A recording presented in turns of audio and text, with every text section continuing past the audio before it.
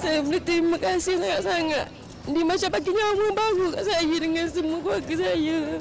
Sebab dia orang pertama yang terjun untuk selamatkan kita orang.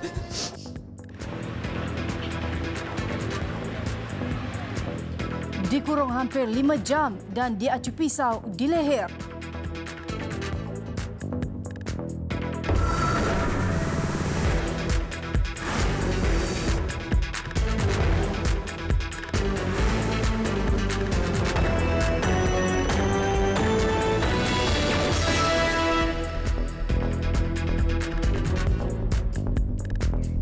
Assalamualaikum dan salam sejahtera. Selepas hampir 36 jam pencarian, pemancing Abdul Bari Ashraf Muhammad, 31 tahun, yang lemas ketika membantu menyelamatkan 5 sekeluarga di Pulau Warisan Kuala Terengganu akhirnya ditemui.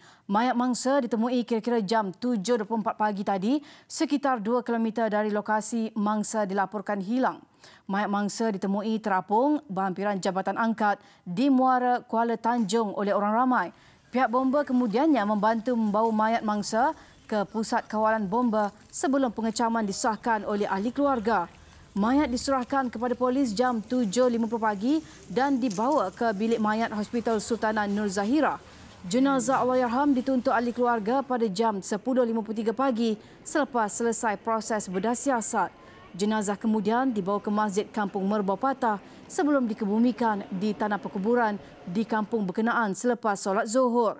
Dalam kejadian kira-kira 9.30 malam Jumaat lalu, Allahyarham yang ketika itu sedang memancing bersama rakannya nekat terjun ke dalam muara sungai selepas melihat sebuah kenderaan pacuan 4 roda terjunam.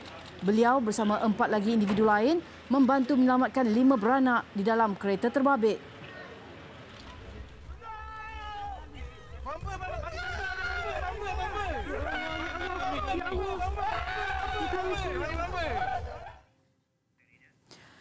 Saya terhutang budi dan nyawa dengan arwah. Demikian luahan Nurdiana Alwani Jaafar kepada keluarga Allahyarham Abdul Bari Ashraf Muhammad yang terkorban selepas cuba menyelamatkan keluarganya. Nurdiana, 33 tahun, yang menjadi mangsa dalam kejadian pacuan 4 roda yang terjunam ke dalam sungai ditemui di bilik mayat Hospital Sultanah Nur Zahira, Kuala Terengganu. Nurdiana turut bertemu ibu Allahyarham Abdul Bari, Masita Awang. Beliau menyifatkan Abdul Bari adalah wira yang menyelamatkan keluarganya ketika terperangkap di dalam kenderaan itu. Ujarnya, beliau tidak lupa wajah Allahyarham Abdul Bari ketika berenang melawan arus menyelamatkan anaknya yang berusia 3 tahun, Iman Nurhana Lufia Muhammad Amiruddin. Saya berterima kasih sangat-sangat. Dia macam bagi nyawa baru kat saya dengan semua keluarga saya. Dia bagi nyawa dia kat kita orang. Itu dia yang boleh bagi tahu. Kalau dia ada, memang saya terima kasih banyak-banyak. Sebab dia orang pertama yang terjun untuk selamatkan kita orang. Makcik start dia berlaku malam tu, makcik terima terus dan serah. Nah, reda sejak kita terima dia tu, walaupun dia hidup atau mati, makcik nak terima, nak tengok ada bukti tu depan mata sendiri. Ketika ini, 4 daripada mangsa kejadian masih dirawat di hospital yang sama.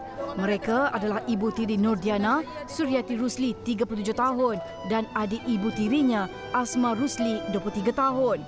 Turut menerima rawatan anaknya Iman Nurhana Lufia dan adik Nurdiana, Syafawani Jaafar, 11 tahun. Dalam pada itu, bapa Allahyarham Abdul Bari mengucapkan terima kasih kepada agensi terlibat dan orang ramai yang membantu usaha pencarian anaknya. Beliau redha dengan kejadian itu dan berbangga dengan tindakan Allahyarham. Kematian dia ni orang dikenal sebagai wira. So pak cik sebagai ayah dia rasa macam mana? Saya rasa bangga. Saya rasa bangga. Saya tak ada lah. Memanglah sekarang saya bapa dengan anak memang sedih lah, tapi dia sedih kita boleh tahan pada sekarang kita. Kita tahulah dia janji Tuhan begitu dah. Kita dah khawatir dah. Seorang kanak-kanak perempuan 7 tahun berhadapan detik cemas apabila dikurung hampir 5 jam di dalam bilik air di Taman Serai Wang, Padang Serai Kulim. Suspek yang juga bapa saudara mangsa turut bertindak mengacukan pisau di leher mangsa hanya kerana bapa mangsa enggan memberikan wang untuk membeli dadah. Ketua Jabatan Siasatan Jenayah Kedah, Senior Assistant Commissioner Mio Faridal Trash Wahid berkata, kejadian berlaku sekitar jam 6.20 petang semalam. Suspek berusia 35 tahun pada mulanya datang ke rumah itu dan meminta sejumlah wang dipercayai ingin membeli dadah. Namun abang iparnya enggan memberikan wang yang diminta menyebabkan suspek mengamuk. Dia kemudian bertindak mengacu pisau ke leher anak saudaranya dan terus membawa masuk ke dalam bilik air dan mengurung diri. Menyedari kehadiran polis, dia kemudiannya meminta sebuah motosikal untuk melarikan diri. Bagaimanapun, suspek ditahan sekitar jam 11.45 malam tadi ketika cuba melarikan diri. Seorang anggota polis juga cedera terkena pisau ketika bergelut dengan suspek. Siasatan juga mendapati dia memiliki beberapa rekod jenayah lampau berkaitan dadah. Suspek direman 14 hari bagi membantu siasatan mengikut Seksyen 307 Kanun Keseksaan mengikut siasatan Seksyen 3 Akta Culik 1961.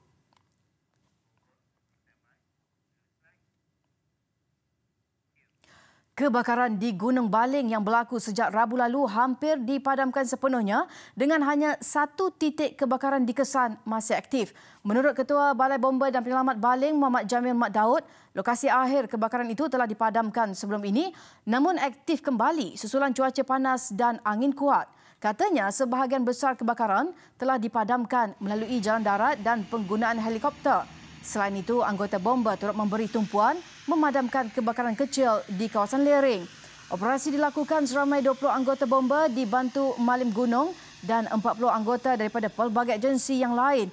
Operasi bermula jam 7.30 pagi itu turut mengesan titik kecil kebakaran menghala ke arah kuari Gunung Baling namun keadaan terkawal. Sebagai langkah berjaga-jaga, penggunaan helikopter MI-17 masih diteruskan bagi memadam kebakaran menerusi kaedah pengebuman air. Punca kebakaran masih belum dikenal pasti namun bomba tidak menolak kemungkinan ia disebabkan aktiviti pendakian.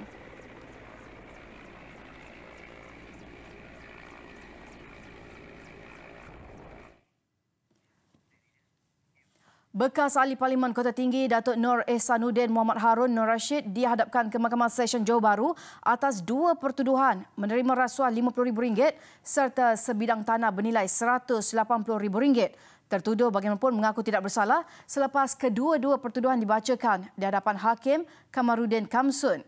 Mengikut pertuduhan pertama, Datuk Nur Ehsanuddin yang didakwa sebagai penjawat awam iaitu ahli lembaga pengarah Felda menerima RM50,000 melalui akaun bank miliknya daripada Karya Hidayah Sdn Bhd. Perbuatan itu dilakukan di sebuah bank cawangan Keluang pada 6 September 2013. Bagi pertuduhan kedua, dia dituduh menerima tanah seluas 0.142 hektar bernilai RM180,000 di Mukim Kota Tinggi daripada syarikat yang sama pada 24 Mac 2014. Kedua-dua pertuduhan dibuat mengikut Seksyen 165 Kanun Keseksaan. Jika sabit kesalahan, ia memperuntukkan hukuman penjara hingga 2 tahun atau denda. Mahkamah membenarkan tertuduh diikat jamin RM40,000 sebutan semula 27 Mac depan.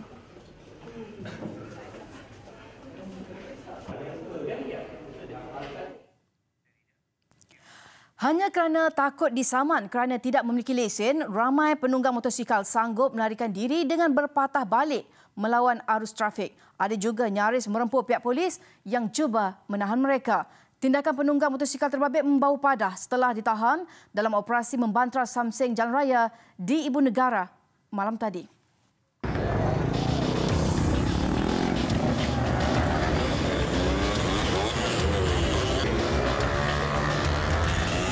Beberapa aksi penunggang motosikal melawan arus trafik sempat dirakamkan lensa kami ketika operasi tertumpu di Jalan Pahang dan Jalan Raja Laut. Operasi yang bermula jam 11 malam itu dilakukan sepasukan penguatkuasa dan unit risikan operasi trafik Kuala Lumpur diketuai Pegawai Turus Jabatan Siasatan Penguatkuasaan Trafik JSPT Kuala Lumpur DSP Syafiq Ishak. Ketika operasi terdapat segelintir penunggang motosikal cuba melarikan diri dari sekatan jalan raya. Menyedari sekatan polis, mereka bertindak melarikan diri dengan membuat pusingan hiu. Tindakan itu bukan sahaja membahayakan diri, malah pengguna jalan raya lain. Lebih 500 motosikal diperiksa dan 414 saman dikeluarkan. seorang lelaki warga Bangladesh turut dikesan menunggang tanpa lesen dan menggunakan nombor pendaftaran palsu. Sementara itu, dalam operasi berasingan, seramai 7 penunggang termasuk seorang remaja yang masih bersekolah ditahan atas kesalahan menunggang secara melulu dan berbahaya di lebuhraya Duta Ulu Klang. Kes disiasat mengikut Seksyen 42 Akta Pengangkutan Jalan 1987. Cuti panjang sempena Tahun Baru Cina sampai ke penghujungnya. Semestinya, warga kota yang pulang ke kampung halaman maupun bercuti sudah memulakan perjalanan untuk kembali ke ibu negara memandangkan ramai yang akan memulakan tugas esok. Dan untuk gambaran lebih jelas pergerakan trafik, kita bersama Nur Syuhada Marzuki di Lembaga Lebuhraya Malaysia di Bangi. Syuhada, adakah berlaku pertambahan jumlah kenderaan di lebuhraya utama? Ya, Hazlin, jumlah kenderaan di beberapa laluan utama di utara, selatan dan pantai timur semakin meningkat menjelang tengah hari tadi. Seperti yang dilihat di paparan skrin sebelah kiri saya, di Plaza Tol Gombak, arah pantai timur menuju ke ibu kota, trafik dilihat sesak sedikit. Trafik juga perlahan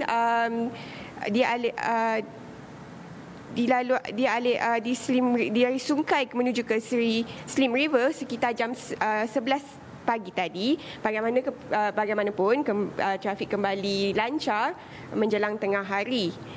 Di Seremban, trafik masih lancar sejak pagi tadi sehingga sekarang. Tiada sebarang halangan dapat dilihat. Begitu juga di Jambatan Pulau Pinang, trafik masih lagi lancar. Cuma ada penambahan kenderaan dari masa ke semasa. Di Terowong Menora pula, trafik masih lagi lancar. Bagaimana dapat dilihat, terdapat kerja-kerja penambahbaikan jalan. Jadi anda disiapkan berhati-hati. Dan cuaca juga semakin baik berbanding pagi tadi, sedikit berkabus. LLM menjangkakan penambahan kenderaan dan kesesakan lalu lintas pada sebelah petang dan malam. Berikutan itu, anda dinasihatkan untuk merancang perjalanan anda. Suka untuk saya ingatkan agar anda tidak memberhentikan kenderaan atau memperlahankan kenderaan sekiranya berlaku kemalangan untuk memerhati. Teruskan perjalanan anda seperti biasa bagi mengelakkan kesesakan lalu lintas. Anda juga dinasihatkan untuk mengikut had kelajuan yang telah ditetapkan dan tidak memandu dan sentiasa berhati-hati ketika memandu. Anda juga dinasihatkan untuk memeriksa baki touch and go anda dan juga e-wallet e-Rapid bagi melancarkan perjalanan anda. Sekian dulu laporan saya dari Lembaga Lebuhraya Malaysia, Bangi. Kembali ke Seri Pentas bersama Hazlin. Syuhada, terima kasih untuk laporan anda di sana. Baik, kereta mini 2 pintu sinonim dengan siri komedi Mr. Bean yang popular sekitar awal tahun 90-an. Bagi pemilik kereta mini klasik, mereka tidak kisah diberi jolokan nama kereta Mr. Bean, malah berbangga dengan gelaran itu.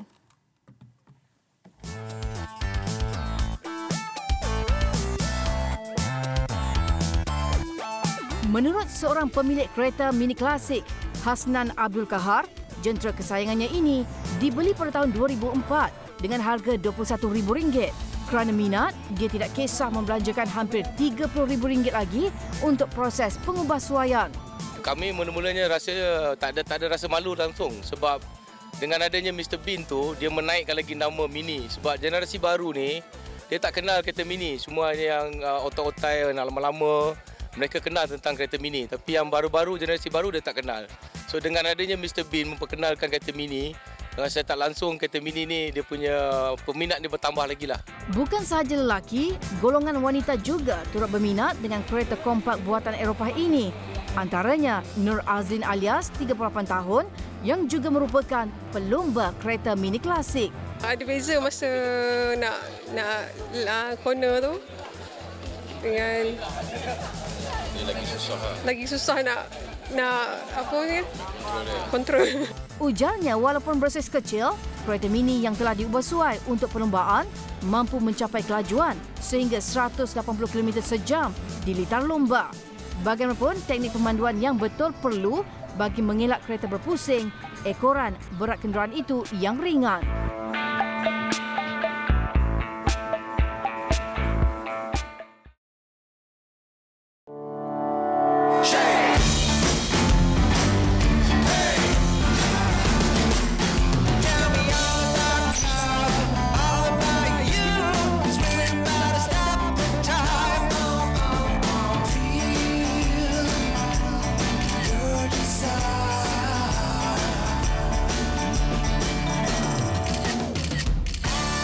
Vivo V11 AI Camera Perfect Shot. Vivo. Kita ke laporan antarabangsa. Turki mengecam layanan China ke atas penduduk Islam Uyghur menyifatkan dasar asimilasi yang dilakukan itu sebagai keaiban besar kepada kemanusiaan. Jurucakap Kementerian Luar Turki dalam satu kenyataan berkata, perkara ini bukan lagi rahsia bahawa lebih sejuta penduduk Uyghur menjadi subjek kepada seksaan dan ideologi politik serta pusat tahanan dan penjara. Kenyataan Ankara itu menambah kritikan yang dilemparkan kumpulan hak asasi berhubung penahanan beramai-ramai etnik itu. Wilayah Xinjiang di barat laut China yang majoriti penduduknya terdiri daripada etnik Muslim Uyghur diletakkan di bawah pengawasan ketat polis sejak beberapa tahun lalu selepas berlaku keganasan antara etnik. Menurut panel pakar Pertubuhan Bangsa-Bangsa Bersatu PBB, hampir sejuta etnik Uyghur dan minoriti berbahasa Turki di China dilaporkan ditahan di kamp pendidikan semula. Beijing bagaimanapun sebelum ini menegaskan pusat pendidikan vokasional itu membantu penduduk daripada terperangkap dengan keganasan dan membolehkan mereka bergaul dengan masyarakat.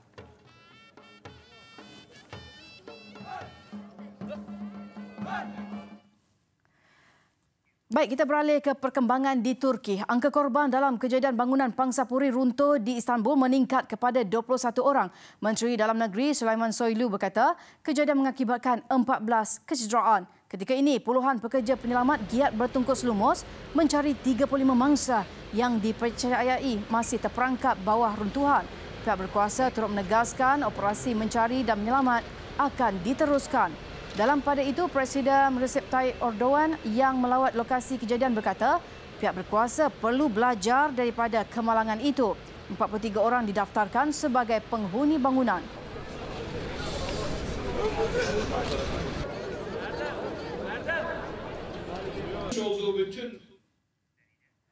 Suami Ratu Elizabeth, Putera Philip menyerahkan lesen memandunya secara sukarela selepas terbabit dalam sebuah kemalangan bulan lalu.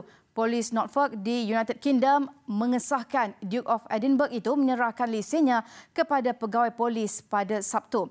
Putera Philip, 97 tahun, tidak mengalami sebarang kecederaan dalam nahas 17 Januari lalu yang berlaku berhampiran kediaman diraja di Sandringham. Dalam insiden itu, Land Rover yang dipandunya terbalik selepas bertembung dengan sebuah kereta. Pemandunya cedera di lutut dan penumpang wanita yang juga mempunyai bayi 9 bulan dalam kenderaan itu patah pergelangan tangan. Putera Philip yang menyatakan cahaya matahari menjejaskan penglihatannya turut diberi amaran oleh polis 2 hari selepas nasi itu kerana memandu tanpa memakai tali pinggang keselamatan.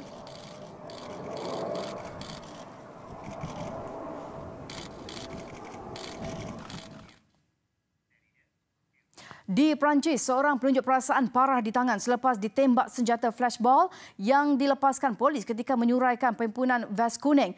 Menurut saksi, ketika kejadian, polis bertindak melepaskan gas pemadam mata itu ke arah penunjuk perasaan. Mangsa kemudian bertindak membaling semula peluru berkenaan ke arah polis lalu menyebabkannya cedera parah. Penggunaan flashball dibenarkan kerajaan pimpinan Emmanuel Macron sekiranya protes tidak terkawal. Difahamkan penggunaan senjata untuk menyuraikan perusuh itu diharamkan beberapa negara di Eropah. Dianggarkan 21,000 penunjuk perasaan dilaporkan berhimpun di seluruh Perancis dalam demonstrasi anti kerajaan yang telah pun memasuki minggu ke-13.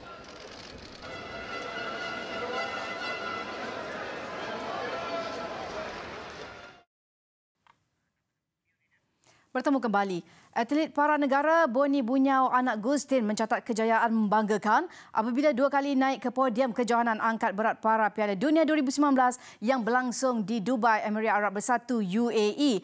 Boni yang berusia 20 tahun itu melakukan jumlah angkatan 190 kg, jauh meninggalkan pemenang pingat perak Heleno Victor Silva dari Brazil 115 kg, manakala pingat gangsa pula dimenangi Biom Josio dari Korea Selatan dengan catatan 98 kg dalam acara remaja 65 kg. Catatan itu juga menyaksikan Boni hampir menambah pingat emas keduanya, namun dibezakan hanya 1 kg berbanding pemenang pingat emas bagi kategori senior dalam acara sama dari Algeria, Hossein Betir dengan angkatan 191 kg untuk terpaksa berpuas hati dengan kilauan perak.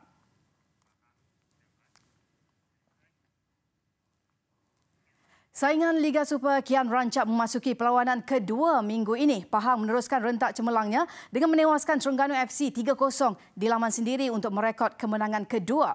Juga ceria malam tadi ialah Melaka United yang menang tipis 1-0 ke atas PKNS FC sekaligus mengiringi kejayaan Pahang. Manakala aksi PJ City dan Selangor berkesudahan dengan keputusan seri 1-1. Di Stadium Darul Makmur, aksi Pahang menentang Terengganu FC mencatat kehadiran seramai 28,000 penyokong. Tuan rumah tidak menunggu lama untuk menceriakan peminat apabila Dixon Wakme membuka tirai jaringan seawal minit ke-13. Terengganu FC terus tenggelam selepas itu gagal mencari rentak terbaiknya. Selepas rehat, Pahang terus garang menyumbat 2 lagi gol. Masing-masing satu menerusi Herok Gulo minit ke-51 dan Nosyarul Idlam Telaha pada penghujung permainan. Keputusan menang 3-0 melonjakkan Pahang ke kedudukan teratas Liga dengan 6 mata dengan Johor Darul Takzim tetapi mempunyai kelebihan jaringan. Sementara itu, turut mengutip kemenangan kedua musim ini ialah Melaka sewaktu berkunjung ke Stadium Shah Alam menentang PKNS FC. Di sebalik aksi seimbang yang dipamerkan kedua-dua pasukan sepanjang permainan, nasib nyata tidak menyerbahi tuan rumah apabila gagal mengubah keputusan perlawanan. Selepas sepakan penalti Safiq Rahim minit ke-24 untuk pasukan pelawat menjadi pemisah kedua-dua pasukan. Melaka lega mengutip 3 mata penuh untuk menghuni tangga ketiga Liga, sementara PKNS masih tercari-cari kemenangan selepas seri dalam aksi sulung sebelum ini.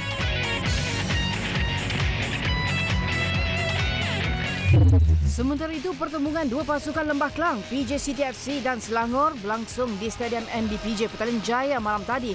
Keadaan padang yang basah akibat cuaca hujan bagai menjejaskan rentak permainan kedua-dua pasukan. Tuan rumah akhirnya di depan menerusi sepakan penalti Pedro Eric minit ke-80. Namun hasrat untuk mengutip 3 mata penuh tidak menjadi kenyataan. Selangor terselamat daripada menerima kekalahan selepas Rufino Segovia juga memanfaatkan peluang sepakan penalti minit ke-90 permainan untuk kedua-duanya berkongsi 1 mata. Turut berlangsung ialah aksi Liga Perdana yang menemukan Johor Darul Takzim 2 dan UKMFC. Keputusan berkesudahan 2-1 memihak skuad Harimau Selatan itu. Johor Darul Takzim 2 menerima kunjungan UKMFC di Stadium Majlis Perbandaran Pasir Gudang. Penyerang import Muhammad Gadar menceriakan penyokong tuan rumah dengan gol pembukaan minit ke-19. Kedudukan separuh masa pertama berubah apabila Keruban menjaringkan gol penyamaan buat UKMFC sejurus sebelum rehat. 10 minit selepas permainan bersambung, JDT 2 kembali memperoleh kelebihan menerusi penyudah S. Kumaran. Tiada lagi jaringan terhasil selepas itu membolehkan skuad Harimau Selatan itu mengutip kemenangan kedua berturut-turut Liga dan menghuni tangga teratas. Terus ikuti Buletin TV3 di platform digital dan media sosial kami. Sentiasa peka dengan persekitaran anda. Mengakhiri Buletin 1.30, saksikan lebih 40,000 kediaman di Sydney, Australia yang terputus bekalan elektrik akibat ribut yang melanda. Saya Adin Hussein, salam hormat dan Assalamualaikum.